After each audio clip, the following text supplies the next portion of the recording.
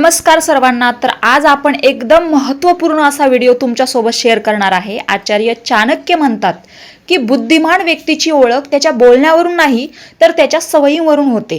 आज मी तुम्हाला अशा 5 सवयी सांगणार आहे ज्या प्रत्येक यशस्वी आणि बुद्धिमान व्यक्ती आपल्या आयुष्यात आणि आचरणात आणतात। यापैकी शेवटची जी सवय आहे ती अशी आहे जी तुमचा विचार करण्याचा दृष्टिकोनच बदलून टाकू शकते। त्यामुळे हा व्हिडिओ शेवटपर्यंत नक्की बघा आणि चॅनलवर नवीन असाल तर अशा धार्मिक, आध्यात्मिक, वारकरी, सांप्रदायिक व्हिडिओसाठी माझ्या चॅनलला सबस्क्राइब करून ठेवा। तर सुरुवात करूया। सर्वात पहिला धडा, आपल्या गुपितांचे रक्षण करणे। आचार्य चाणक्य म्हणतात, आपल्या जीवनातील प्रत्येक गोष्ट प्रत्येकाला सांगत बसू नका। काही गोष्टी जितक्या गुप्त राहतात तितक्याच त्या सुरक्षित राहतात। आजच्या काळात अनेक लोक आपल्या योजना, स्वप्न आणि वैयक्तिक गोष्टी सहजपणे इतरांसमोर मांडतात। काही जण आनंदाच्या भरात आपले पुढचे उद्दिष्टही सांगतात, तर काही जण आपल्या अडचणी प्रत्येकाला सांगत फिरतात। पण प्रत्येक व्यक्ती आपल्या हिताचीच असते असं नाही। तुमच्या यशावर आनंद व्यक्त करणारे अनेक लोक भेटतील, पण मनापासून आनंद मानणारे फार कमी असतात। काही लोक तुमच्या योजनेत अडथळे आणू शकतात, तर काही तुमच्या कमकुवत बाजूचा स्वतःच्या फायद्यासाठी उपयोग करू शकतात। म्हणूनच चाणक्य सांगतात की आपल्या महत्त्वाच्या योजना पूर्ण होईपर्यंत त्या मनातच ठेवा। याचा अर्थ असा नाही की कोणावरही विश्वास ठेवू नका, विश्वास ठेवा पण विचारपूर्वक ठेवा। प्रत्येकाला आपल्या मनातील सर्व गोष्टी सांगण्याची मुळात गरजच नसते। योग्य व्यक्ती, योग्य वेळ आणि योग्य कारण असेल तेव्हाच महत्त्वाच्या गोष्टी शेअर करा। इतिहासात अनेक राजांनी युद्धाची योजना गुप्त ठेवली, त्यामुळे शत्रूला त्यांच्या पुढील हालचालींचा अंदाज येत नव्हता आणि विजय मिळवणं सोपं होत असते। हेच तत्व आपल्या आयुष्यातही लागू होते। आपले ध्येय, आर्थिक नियोजन, नवीन काम किंवा मोठा निर्णय याबद्दल अनावश्यक चर्चा टाळा। आधी कृती करा, नंतर परिणाम जगाला दिसू द्या। आज सोशल मीडियाच्या युगात प्रत्येक क्षण जगासमोर मांडण्याची सवय लागली आहे, पण प्रत्येकच गोष्ट प्रसिद्ध करणे हे शहाणपणाचे लक्षण नाहीये। काही यश शांतपणे मिळवले की त्याची किंमत अधिक वाढते। म्हणूनच आजचा चाणक्यांचा जीवनधडा असा आहे की बोलण्यापेक्षा कृतीवर भर द्या। आपल्या गुपितांचे रक्षण करा, योजना पूर्ण करा आणि यश स्वतः तुमची ओळख करून देईल। धडा दुसरा, वेळ हीच सर्वात मोठी संपत्ती। आचार्य चाणक्य म्हणतात, जगातील सर्वात मौल्यवान गोष्ट म्हणजे वेळ, कारण एकदा निघून गेलेली वेळ कोणत्याही किमतीत परत मिळत नाही। प्रत्येक माणसाला दिवसाचे 24 तास समान मिळतात। श्रीमंत असो किंवा गरीब, विद्यार्थी असो किंवा राजा, वेळ सर्वांसाठी सारखीच असते। पण या वेळेचा सदुपयोग कोण कसा करतो यावर त्याचे भविष्य ठरते। अनेक लोक म्हणतात माझ्याकडे वेळच नाही, पण खरं पाहिलं तर वेळ कमी नसतो, तर त्याचा योग्य उपयोग होत नाही। मोबाईलवर तासनतास वेळ घालवणे, निरर्थक चर्चा करणे, काम पुढे ढकलणे आणि आळस करणे यामुळे मौल्यवान वेळ वाया जातो। चाणक्य सांगतात की प्रत्येकाच्या दिवसाची सुरुवात एका ध्येयाने करा। आज कोणतं काम पूर्ण करायचे याचा विचार सकाळीच करा। नियोजन केल्याने वेळेचा अपव्यय कमी होतो आणि कामात यश मिळते। शेतकरी योग्य वेळी बी पेरतो, म्हणून त्याला भरघोस पीक मिळते। जर त्याने योग्य वेळ गमावली तर नंतर कितीही मेहनत केली तरी अपेक्षित परिणाम मिळत नाही। आयुष्यही असेच आहे। प्रत्येक कामाची एक योग्य वेळ असते। विद्यार्थ्याने अभ्यासाची वेळ वाया घालवली तर परीक्षेच्या आदल्या दिवशी रात्रभर जागूनही तो वेळ परत मिळत नाही। व्यवसाय करणाऱ्या व्यक्तीने योग्य संधी ओळखली नाही तर ती संधी दुसऱ्याच्या हातात जाते। म्हणूनच वेळेचं महत्त्व समजून घेणे ही यशाची पहिली पायरी आहे। आजच्या काळात सर्वात मोठा चोर कोण असेल तर तो म्हणजे विनाकारण मोबाईलवर घालवलेला वेळ। काही मिनिटांसाठी उघडलेला मोबाईल कधी तासभर वेळ घेतो हेच कळत नाही।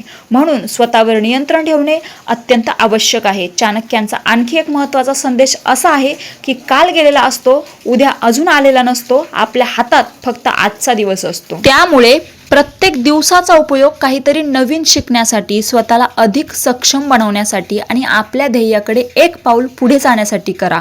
लक्षात ठेवा, पैसा हरवला तर पुन्हा कमावता येतो, मित्र दूर गेले तर पुन्हा मिळू शकतात, पण निघून गेलेला वेळ कधीच परत येत नाही। आजचा चाणक्यांचा जीवनधडा असा आहे, वेळेचा आदर करा।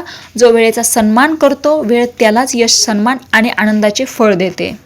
तुम्ही जर आत्तापर्यंत हा व्हिडिओ ऐकला असेल आणि तुम्हाला माहिती आवडली असेल तर व्हिडिओला नक्की लाईक आणि चॅनलला सबस्क्राईब करून ठेवा, जेणेकरून याच्या पुढचाही मी पार्ट 2 तुमच्यासोबत लवकरच शेअर करेल। आज आपण 5 सवयी बघणार आहोत। यापुढे मी तुम्हाला अजून पुढच्या 5, 10, 15, 20 जितक्याही चाणक्यांनी आपल्या नीतिशास्त्रामध्ये सवयी सांगितल्या आहे एका बुद्धिमान व्यक्तीच्या, त्या तुमच्यापर्यंत शेअर करेल। तर आता ऐकूयात धडा तिसरा, आळस हा माणसाचा सर्वात मोठा शत्रू।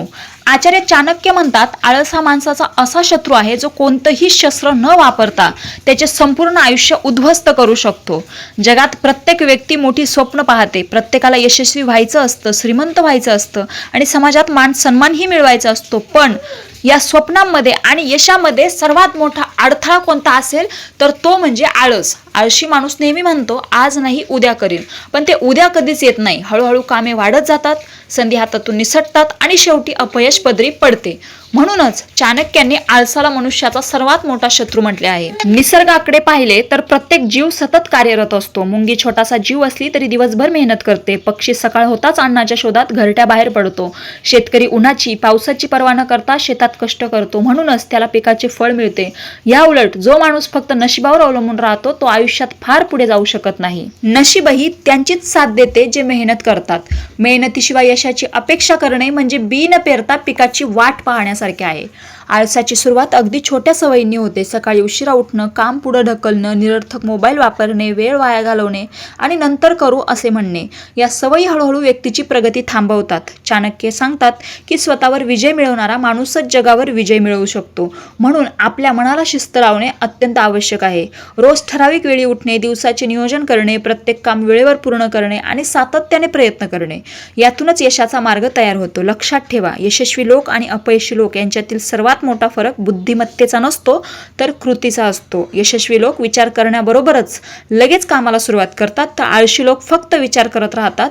आजचा चाणक्यांचा जीवनधडा असा आहे की आळस सोडा, कृती सुरू करा. कारण स्वप्न पाहणारे अनेक असतात, पण ती पूर्ण करणारे तेच असतात जे रोज प्रामाणिकपणे मेहनत कष्ट करतात.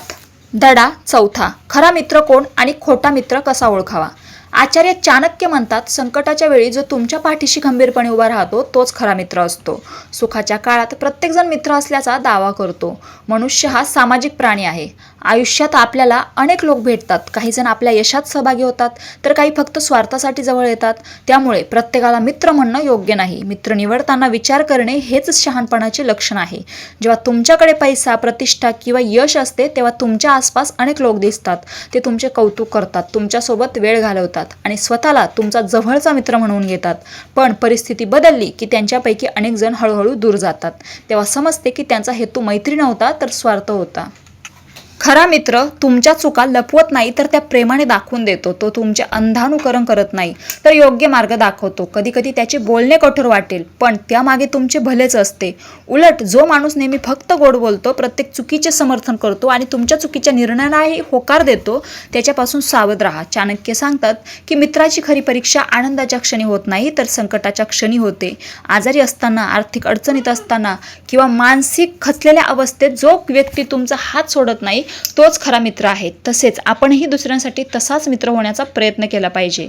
मैत्री ही फक्त मदत घेण्याचे नाते नसून विश्वास, प्रामाणिकपणा आणि परस्पर आदर यावर उभी असते. आजच्या सोशल मीडियाच्या युगात शेकडो किंवा हजारो ओळखी असू शकतात, पण खरे मित्र फारच थोडे असतात. मित्रांची संख्या महत्त्वाची नसते, त्यांच्या मनातील आपुलकी महत्त्वाची असते. म्हणूनच मित्र निवडताना त्यांच्या शब्दापेक्षा त्यांच्या कृतीकडे पहा. वेळ, परिस्थिती आणि संकट हेच खऱ्या मैत्रीचे मोजमाप असते. आजचा चाणक्यांचा जीवनधडा असा आहे की स्वार्थासाठी जवळ येणाऱ्या लोकांपेक्षा संकटात साथ देणाऱ्या एका खऱ्या मित्राची किंमत हजारो ओळखींपेक्षा जास्त असते. खरे मित्र जपा आणि स्वतःही कोणाच्या आयुष्यात विश्वासू मित्र बना. शेवटचा आणि महत्त्वाचा धडा पाचवा, ज्ञान हीच मनुष्याची सर्वात मोठी संपत्ती. आचार्य चाणक्य म्हणतात, ज्याच्याकडे ज्ञान आहे तो कधीही खऱ्या अर्थाने गरीब नसतो. कारण धन चोरले जाऊ शकते पण ज्ञान कुणीही चोरू शकत नाही. या जगात प्रत्येकजण संपत्ती कमावण्यासाठी धडपड करत असतो. काही जण पैसा कमावतात, काही जमीन जुमला गोळा करतात तर काही मोठी पदे मिळवतात. पण चाणक्यांच्या मते या सर्व संपत्तीपेक्षा श्रेष्ठ अशी एकच संपत्ती आहे, ती म्हणजे ज्ञान. ज्ञान माणसाला योग्य आणि अयोग्य यातील फरक समजावते, योग्य वेळी योग्य निर्णय घेण्याची क्षमता देते, संकटाच्या काळात मार्ग दाखवते आणि यशाच्या काळात अहंकारापासून वाचवते. म्हणूनच विद्वान माणूस कोणत्याही परिस्थितीत स्वतःला उभे करू शकतो. समजा एखाद्या व्यक्तीकडील सर्व पैसा नष्ट झाला, जर त्याच्याकडे कौशल्य, अनुभव आणि ज्ञान असेल तर तो पुन्हा उभा राहू शकतो. पण ज्याच्याकडे फक्त पैसा आहे आणि ज्ञान नाही, त्याच्यासाठी संपत्ती टिकवणेही कठीण होते. चाणक्य सांगतात की दररोज काहीतरी नवीन शिका. प्रत्येक दिवस हा स्वतःला अधिक सक्षम बनवण्याची संधी आहे. पुस्तकांचे वाचन, अनुभवी लोकांचे मार्गदर्शन, स्वतःच्या चुका आणि जीवनातील अनुभव हे सर्व ज्ञानाचे स्रोत आहे. परंतु ज्ञान मिळवणे पुरेसे नाही, त्याचा योग्य उपयोग करणे अधिक महत्त्वाचे आहे. अनेक लोक खूप शिकलेले असतात पण जीवनात त्या ज्ञानाचा वापर करत नाहीत. अशा ज्ञानाचा फारसा उपयोग होत नाही. खरे ज्ञान तेच जे आपल्या वागण्यात, निर्णयामध्ये आणि स्वभावात दिसून येते. चाणक्य स्वतः महान विद्वान आहेत. त्यांच्या ज्ञानाच्या बळावर त्यांनी एक सामान्य बालक असलेल्या चंद्रगुप्ताला घडवून बलशाली सम्राट बनवले. हे दाखवून देते की ज्ञानामध्ये व्यक्तीचे आणि राष्ट्राचे भविष्य बदलण्याची ताकद असते. आजच्या काळात माहिती मिळवणे सोपे झाले आहे, पण खरी शहाणपणाची गोष्ट म्हणजे योग्य माहिती निवडणे आणि ती जीवनात आचरणात आणणे. म्हणून वेळ वाया घालवण्याऐवजी रोज थोडा वेळ वाचन, चिंतन आणि नवीन कौशल्य शिकण्यासाठी द्या. आजचा चाणक्यांचा जीवनधडा असा आहे की पैसा, पद आणि प्रसिद्धी तात्पुरती असू शकते, पण ज्ञान आयुष्यभर तुमच्यासोबत राहते. म्हणून रोज काहीतरी नवीन शिका, कारण ज्ञान हीच अशी संपत्ती आहे जी जितकी वाटाल तितकी वाढत जाते.